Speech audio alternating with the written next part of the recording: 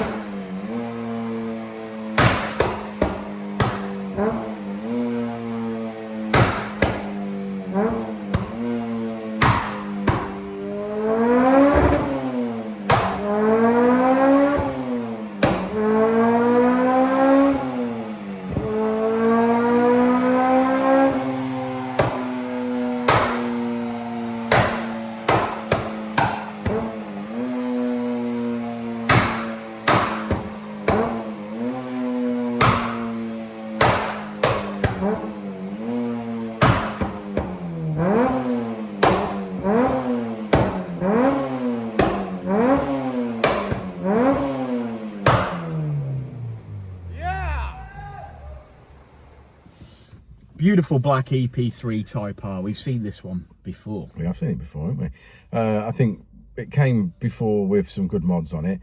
I can't remember if it was on the stock manifold, just with a Decat. I believe so, if I remember correctly.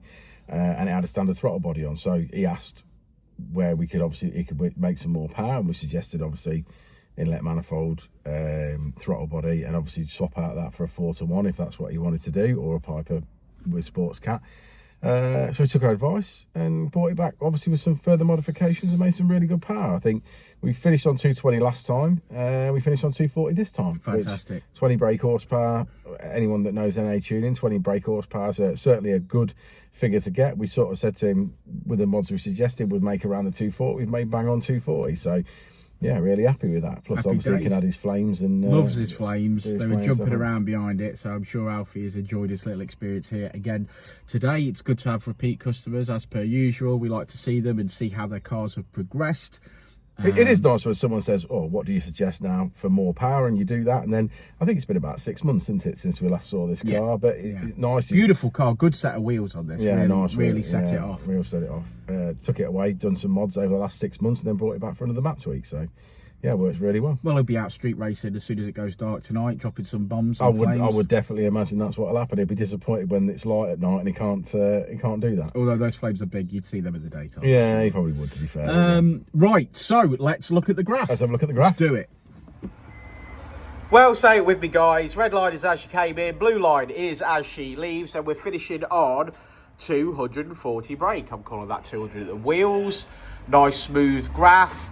That 4-to-1 Japspeed manifold has made all the difference. It's, yeah, sounding good, and it's now certainly got the power that it needs.